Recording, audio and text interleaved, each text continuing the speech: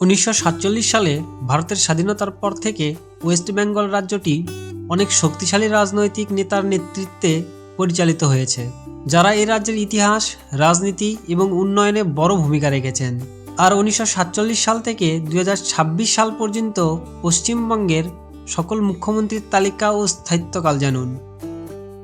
Number 1, Prafulla Chandra Ghosh. স্বাধীনতার পর পশ্চিমবঙ্গের প্রথম মুখ্যমন্ত্রী ছিলেন প্রফুল্লচন্দ্র ঘোষ। তিনি 1947 সালে দায়িত্ব নেন এবং নবগঠিত রাজ্য পরিচালনায় ইন্ডিয়ান ন্যাশনাল কংগ্রেসের প্রথম নেতা হন। প্রশাসনিক কাঠামো গড়ে তুলতে তার ভূমিকা ছিল অত্যন্ত গুরুত্বপূর্ণ। প্রফুল্লচন্দ্র ঘোষ 1947 সালের 15 আগস্ট থেকে 1948 সালের 22 জুন পর্যন্ত মোট 160 দিন মুখ্যমন্ত্রী ছিলেন। নাম্বার 2, বিধানচন্দ্র রায়। ইন্ডিয়ান ন্যাশনাল কংগ্রেসের অন্যতম শ্রেষ্ঠ নেতা বিধানচন্দ্র রায় পশ্চিমবঙ্গের দ্বিতীয় মুখ্যমন্ত্রী হন, আর তিনি 1948 সালের 23 জুন থেকে 1962 সালের 1 জুলাই মোট 14 বছর 160 দিন পর্যন্ত মুখ্যমন্ত্রী পদে বহাল থাকে। নাম্বার 3, প্রফুল্লচন্দ্র সেন।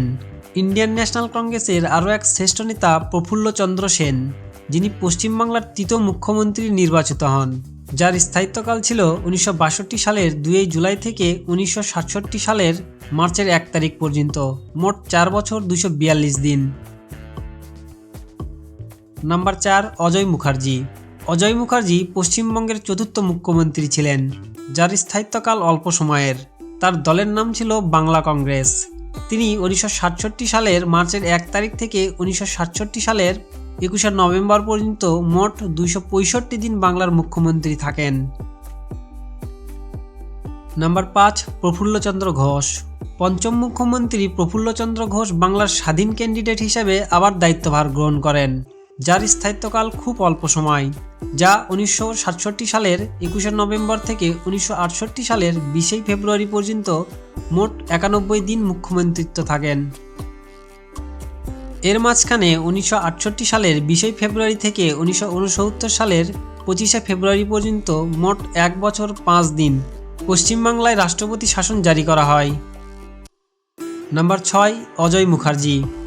বাংলা কংগ্রেসের অজয় মুখার্জি পশ্চিমবঙ্গের 6ষ্ঠ মুখ্যমন্ত্রী হন, যার স্থায়িত্বকাল 1969 সালের 25 ফেব্রুয়ারি থেকে 1970 সালের মার্চের 19 তারিখ পর্যন্ত মোট 1 বছর 22 দিন বাংলার মুখ্যমন্ত্রী থাকেন। এরপর আবার 1970 সালের মার্চের 19 তারিখ থেকে 1971 সালের 2 এপ্রিল পর্যন্ত মোট 1 বছর 14 দিন রাষ্ট্রপতি শাসন জারি করা হয়। নাম্বার 7, অজয় মুখার্জি। এবার অজয় মুখার্জি ইন্ডিয়ান ন্যাশনাল কংগ্রেস থেকে 88 দিনের জন্য মুখ্যমন্ত্রী হন, যা শুরু হয় 1971 সালের 2 এপ্রিল থেকে 1971 সালের 29 জুন পর্যন্ত। আবার বাংলায় 265 দিনের জন্য রাষ্ট্রপতি শাসন জারি করা হয়, যা 1971 সালের 29 জুন থেকে 1972 সালের 20 মার্চ পর্যন্ত। নাম্বার 8, সিদ্ধার্থ শঙ্কর রায়।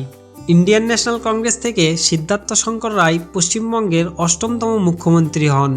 তার স্থায়িত্বকাল ছিল 1972 সালের 20 মার্চ থেকে 1977 সালের 30 এপ্রিল পর্যন্ত, মোট 5 বছর 41 দিন।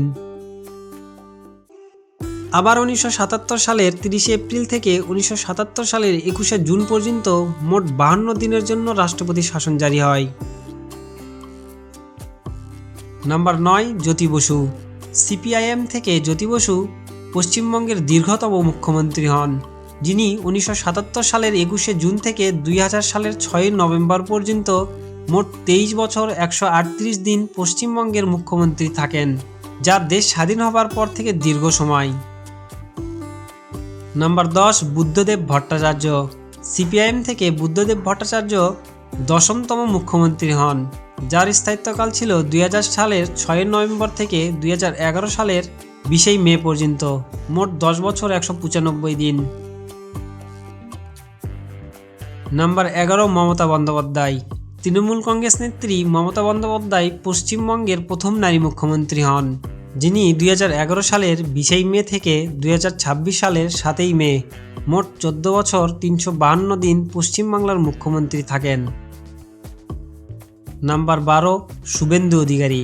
ভারতীয় জনতা পার্টি বা বিজেপির প্রধান নেতৃত্ব শুভেন্দু অধিকারী পশ্চিমবঙ্গের 12তম নবনির্বাচিত মুখ্যমন্ত্রী হন 2026 সালের 9 মে থেকে বর্তমান বহাল মুখ্যমন্ত্রী হিসাবে।